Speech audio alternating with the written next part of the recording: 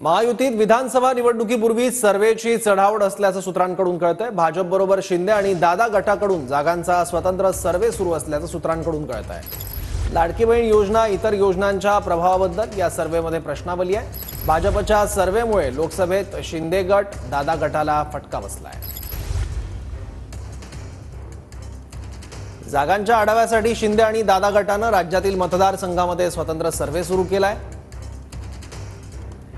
या सर्वेमध्ये लाडकी बहीण योजनेसह इतर योजनांच्या प्रभावाबद्दल प्रश्नावली आहे। भाजपच्या सर्वेमुळे लोकसभेतील काही जागांवर दादा आणि शिंदे गटाला फटकाही बसला होता। उमेदवारांची निवड आणि जागांच्या अदलाबदलीमुळे लोकसभेत महायुतीला फटका बसला। विधानसभेच्या जागा वाटपात सर्वेची अडचण होऊ नये म्हणून शिंदे आणि दादांकडूनही सर्वे केला जातोय।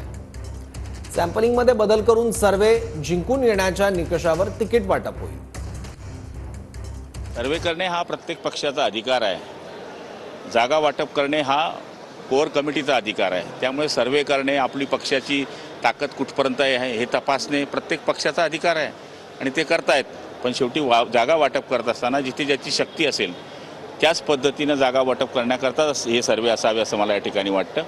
आणि मला खात्री आहे की तिघी नेते हे समजदार नेते आहेत आणि ते बसून योग्य तो निर्णय घेतील। तर भाजपबरोबर शिंदे आणि दादा गटांकडून